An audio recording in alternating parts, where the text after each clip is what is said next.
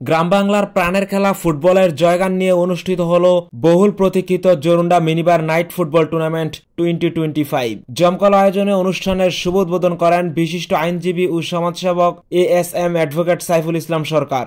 উদ্বোধনী অনুষ্ঠানে প্রধান অতিথি বলেন, খেলাধুলা তরুণ সমাজকে মাদক ও অনাচার থেকে দূরে রাখে। নিয়মিত ক্রীড়া চর্চার মাধ্যমে আমরা গড়ে তুলতে পারি সুস্থ ও সুন্দর ঐক্যবদ্ধ সমাজ। আমি আপনাদের এই আনন্দে শরীর হতে পেরে নিজেকে আনন্দিত বোধ করছি এবং আপনারা যারা বিশেষ করে আয়োজক মণ্ডলীতে আছেন,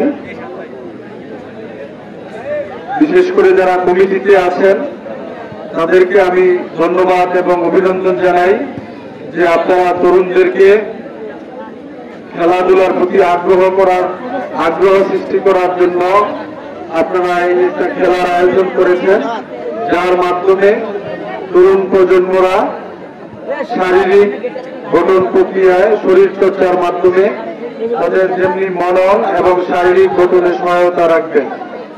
আমি বিশ্বাস করি আজকে যারা এখানে উপস্থিত হয়েছেন আপনারা সবাই শরীর চর্চা এবং এই খেলাধুলার মাধ্যমে নিজেদের শরীর এবং মনকে সুস্থ রাখার জন্য মাঝে মধ্যে এই ধরনের আয়োজনে অংশগ্রহণ করবেন।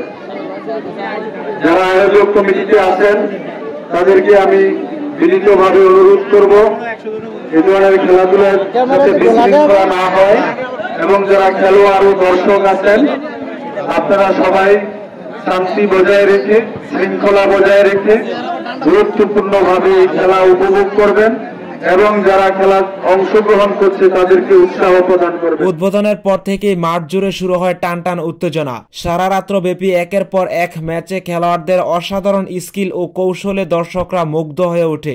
রাতভর উৎসবমুখর পরিবেশে ফুটবল প্রেমীরা উপভোগ করেন প্রতিটি মুহূর্ত। আজকের খেলায় সার্বিক সহযোগিতায় ছিলেন মোহাম্মদ মাইনুদ্দিন, ওমান প্রবাসী এবং মোহাম্মদ শাহজালাল, বিশিষ্ট সমাজসেবক জোরুন্ডা। আয়োজক কমিটিতে ছিলেন মোহাম্মদ শাহাদাত হোসেন, জহির, সোলাইমান সহ আরো অনেকে, যাদের অক্লান্ত পরিশ্রমে পুরো টুর্নামেন্টটি সুন্দরভাবে সম্পন্ন হয়। বিভিন্ন দলকে পরাজিত করে ফাইনালে মুখোমুখি হয় দুটি শক্তিশালী দল, জোরুন্ডা একাদশ এবং মোহনপুর একাদশ। রোমাঞ্চকর লড়াইয়ে মোহনপুর একাদশ 1-0 গোলে জয়লাভ করে চ্যাম্পিয়ন হয়। খেলা শেষে বিজয়ী দলের হাতে পুরস্কার তুলে দেন অতিথিবৃন্দ।